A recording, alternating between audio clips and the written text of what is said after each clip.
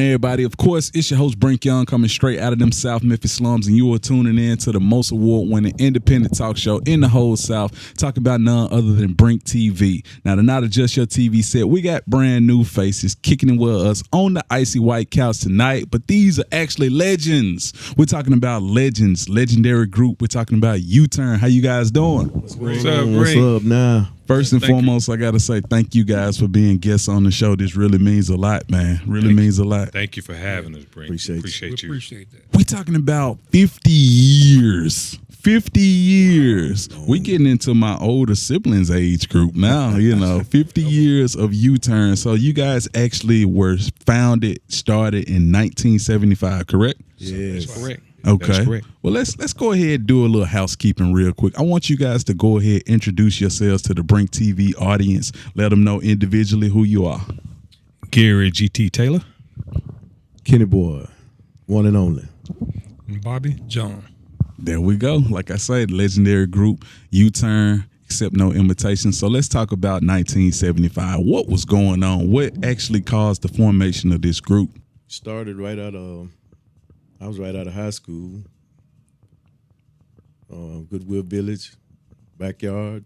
Okay, so I understand that you guys were actually pulling out all of the stops. We talking about brooms, we talking about pots and pans, determined to make a band. How did that go, Mr. GT? How did that go? Well, it went pretty good until my mom found out we were bending her pots, picking the straws out of her broom. So we got scolded at, but we kept it going until she finally bought us some real instruments. Okay, and of course, Bobby was walking by, caught a couple notes in the air, and decided, hey, I want to be a part of this, right? Is that how it happened? Exactly. I was walking by and I heard music playing, as I was, walking by, and it sounded great, and some guys recognized me from that area and they said, go Bobby. That's all right. They knew about me too, that I played music also just as well. So I stepped up and I kind of heard them a little closer, and they were sounding real great. And I said, hey, I want to jam with them. That's the way I felt. Yeah. The feeling that I had in me, And I saw that they were still playing their little imaginary instruments and everything. They had. I said, I got a real instrument at home, though. Okay. I could be, I could bring it if, you don't mind, So they welcomed me in, into their house, and we sort of like, got together and, we had a good time jamming, And our first ideals and stuff that we set forward going for our future, we were looking like for as a goal to set in a life for us trying to be a better musician one day. Yeah. And we feel like, hey, Earth, Wind, and Fire can do it, Maze can do it, Prince can do it, so can we. We can do it. So, hey, we had to set our goals and move a little further too, and our goals are still set, dreams and hopes still, still are on, We still, trying to reach that goal. Absolutely. And I love how you put it, still trying. Still trying. We're talking about 50 years later. What keeps you guys motivated at this point to continue reaching for it? Because success is always attainable as long as you're trying. But what keeps you guys motivated at this stage? Mostly family and being close with each other, as friends, as we grew up from teenagers. The passion, man. The passion of music. We love music, and that's what really keeps us going. Absolutely. So let's go ahead, fast forward just a tad bit from 1975. We're talking about 1979, Stone Soul Picnic, over 15,000 people in attendance. Now, of course, I did the numbers on the Coliseum, the Mid-South Coliseum. It only holds about 10,000. So that means y'all actually did more than a Coliseum's worth of people. We're talking about arenas before arenas. How did that feel? Were you guys nervous at all or what? It was great. No nervousness. We were just seemed like we were just born to perform. More excited about it. We were more excited. The more people come, the more energy we had to put in the performances. And that was actually covered. Was that the commercial appeal that covered? That was the commercial appeal. Well, how did it feel to be covered in our local newspaper? Because that's a major publication where we come from. How did it feel? Exactly. That felt real good to me because I'd never been exposed in that fashion before. So that felt great to me. It kind of helped us being well known, for its recognition. Like we had just started on our feet, in music. And it was just exciting to us too, also. And it helped us a lot, for its recognition the most. Yeah. Just make you feel big time. You know, I was on a big platform. I'm up higher than everybody. You know. Yeah, absolutely. Yep. So, hey, that's definitely available. Like I say, you can check it out on their Facebook. We will have the Facebook at the end of the interview, but we got to talk more about you guys as a group because, you know, you guys began, you know, emulating many major groups. Let's talk about some of those groups that you guys were emulating and listening to and covering as well. Wow, Slave, Daz Band, Function, Yeah, Earth, Wind, and Lakeside. Fire. You know, Bobby mentioned them earlier. Cameo. Yeah. You know, we emulated a lot of those groups. A lot of more old school groups. Even our local groups, Barcades. We also like Confunction. I would say probably we did a lot of Barcades covers. Exactly. So they kind of exposed us a lot too. We owe them a lot as well. Absolutely. So let's talk about this one specific place that I would say elevated your careers. We're talking about Club Paradise. Oh yeah. Back in the day. Let's hear about it. Back in the day. That started out with the owner of that place. His name was Sunbeam. Okay. And that place was a bowling alley. Wow. And they turned it into a nightclub that would seat 3,500 people. Wait a minute, 3,500? 3,500. That was the largest nightclub in Memphis at the time. That one in Club Rosewood. Okay. And we played both of them. But we were such a good band. Sunbeam asked us to be the opening act. He wanted us to be the house band. Yeah. So we opened for everybody that came to Club Paradise. Everybody. Now, off camera, you did mention you guys actually opened up for Ike Turner. We talking about the Ike Turner and the Ikeettes. Ike Turner and the Ikeettes. What was that night like? Well, we were looking for Tina. Okay. But that was around the time they were doing their little fight. There was a situation going on then. They had a little We don't wanna discuss situation that. going Yeah, they had some differences So going on. Okay. Tina didn't okay. show up, but Okay. Ike and Ikeettes did. So we did that. We opened for them. We opened for Johnny Taylor. That was fun. Oh, yeah. Johnny Taylor was, we got some stories about him too. Oh yeah. Wow. And we also opened for B.B. King, Lil Milton, everybody that actually came to Club Paradise. Even Bobby Rush. Everybody was there. Yeah. We opened for him. That's incredible. So, you know, to be able to have a location here in the city, to be able to, you know, create a phenomenon, which that's what you guys are. Like, I think it's incredible, but that also led for you guys to start touring, going all over the country. Let's talk about some of the places that you guys have been. Wow, Mississippi, Oklahoma, Texas. I mean, pretty much all of the college Circuit. campuses. We were a college circuit band as well when we started touring. So we played on just about every college campus you can think of. Yeah, we kind of like been around more of the Mid-South, you know, part of the, you know, more than anything, you know. Okay. All right. So, of course, I got to know about those road stories. There's got to be some stories, you know. Being a group over 50 years, man, it has to be some funny stories from the road, man. Yeah. Charles, the real. Yeah. Guys getting into it over nothing. Yeah. Yeah, you know, riding in a little tight. Confinement. Yeah, so if it's any little scrap, you know, everybody's in it. Yeah. So we had some of those. Everybody tight. It was the Twilight Zone. Yeah, Trying to break it up was. fights between us and all of that stuff. So, yeah. Yeah. I remember off camera you told me about a specific story where I think you say it was in Paris, Tennessee. Paris, Tennessee. What happened in Paris, Tennessee? Yeah, our manager had got this promoter or whatever, and at the end of the show, it's time to collect. Yeah. You know, time to collect.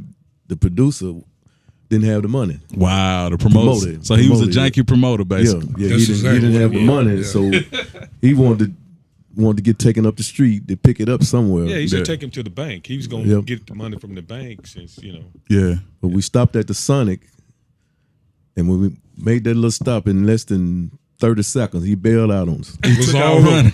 Started running. Took out was all running. over We then. running behind him. Yeah. man. We gets in the middle of a field somewhere, and all we hear was a boom. Wait a minute, he started shooting at y'all? No, he didn't shoot. Okay. The people that The people property Property. they were on. They were running through their yard, Yeah, So I we think some talking little, about- little trespassing was going on then. We talking about late night in Paris, Tennessee. Yep. Yes. Pitch Yep. black dog. Pitch black dog. You hear a boom. All we heard was a boom. What are you guys doing out there? Oh yeah, it's time to go. It's time to go. That's hanging time. Right. Gilmore Yard. Exactly. But of course, that actual show, it went well though, right? Well, the show was fine. Yeah. I think that show included Ann Peoples. Wow. Yeah, we were touring with Ann Peoples. I don't know if she got her money or not either, but she may have. We didn't get ours. Hey, it's definitely a lot of stories we could talk about, but let's go ahead and talk about you guys' brand new single right now. We're talking about "You Turned It" featuring Chris J. Yes. It will be available real soon. Let's talk about that song. Chris J, our little brother. Yeah, you turned it. We just got in the studio. Matter of fact, Chris did the writing. Okay. On the spot. Just let's where we going. Okay, you turned it. He went verse for verse. Yeah. And the meaning of that song is, you're if you're married or if you get a significant other, that means she changed your life. She turned your life around. Yeah. Hey, it's definitely a beautiful song, and I can't wait for you guys to hear it. It will be coming soon. But let's talk more about like working with Chris J, because like you said, that is family. How has that been? Because I think it's phenomenal to have, like such a talented, ensemble. Yes. I'll tell you, Chris is a great guy to work with also. Or is in the studio too also. He's very, creative also. And he's family, just as well. Yeah. A lot of Chris talent and our talent came from our mother. Okay.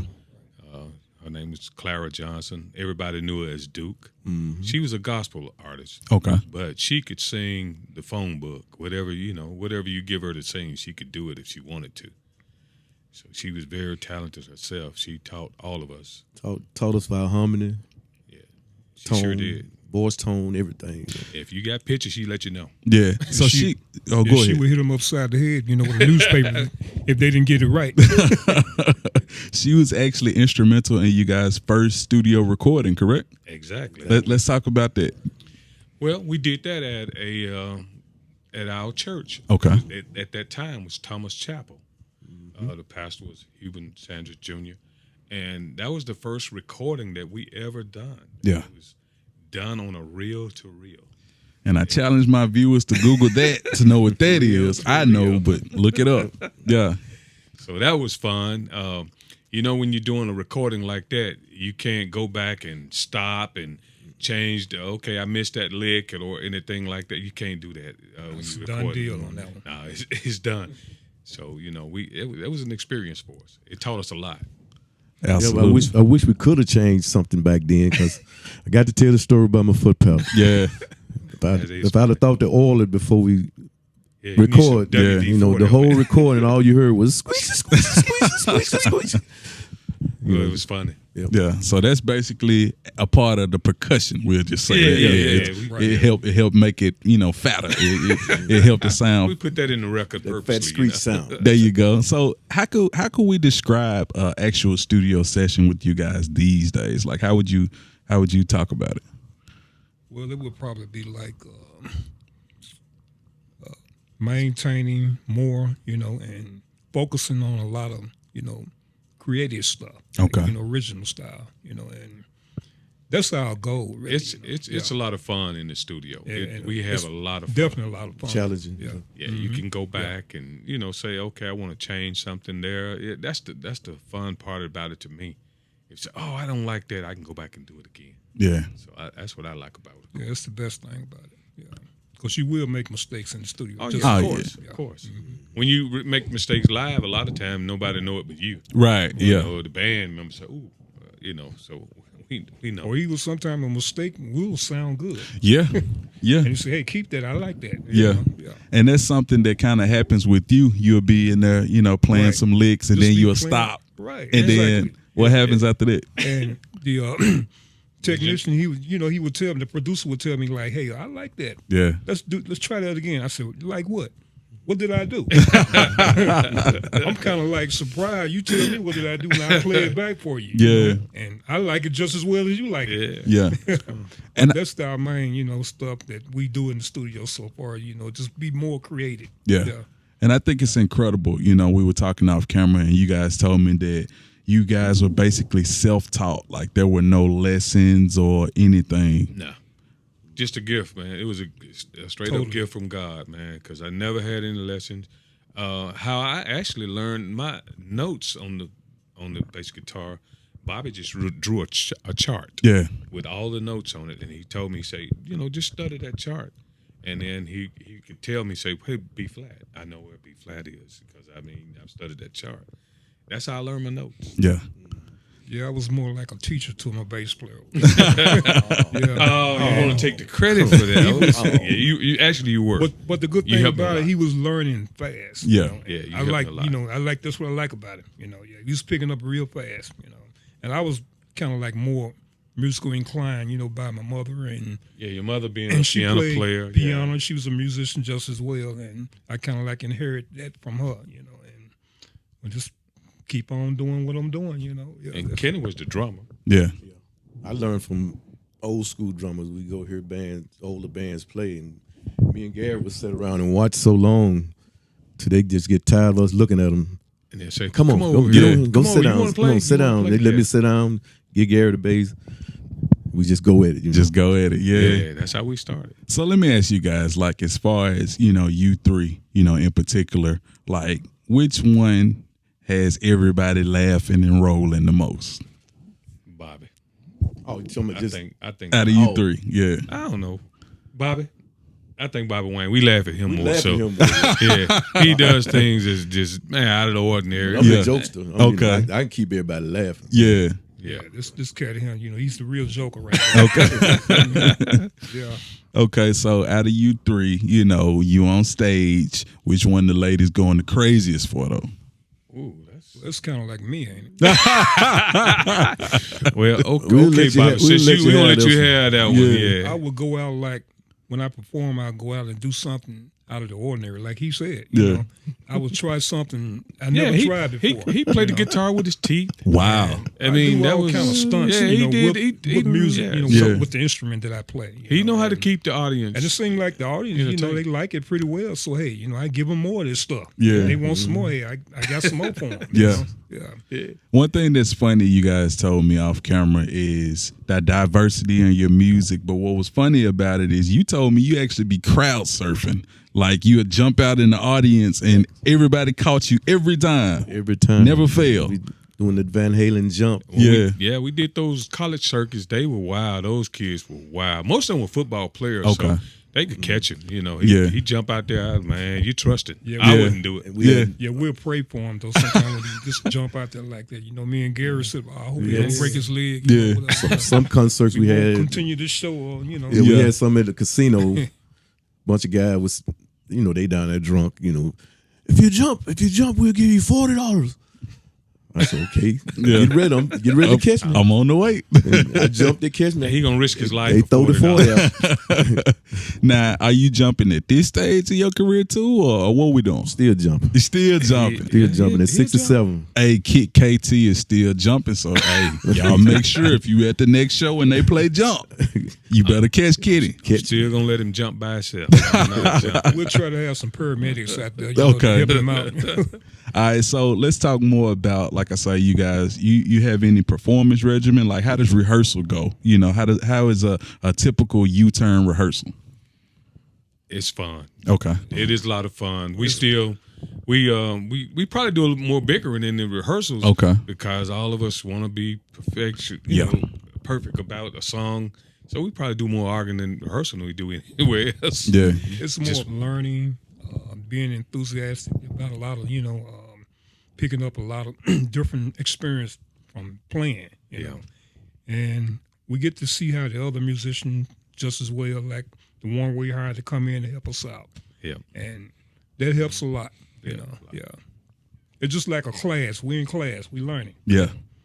just like rehearsing. You know, that's exactly what it is. Hey, we got so much more to talk about, but we're going to continue this on Brink Radio, on the radio station. So go ahead, let the people know, you know, in the Brink TV audience, your social media and how the people can access and check you guys out. And then we're going to switch over. One UTurn Band, Instagram. UTurn Band Memphis, Facebook. Absolutely. So, of course, that's at the bottom of the screen right now for you guys to make sure y'all tap in with UTurn because they definitely turning things up. Now, like I say, it's time for us to go ahead and get on the radio. So don't you move. Matter of fact, you're going to have to switch channels, switch stations, but don't move. Don't move.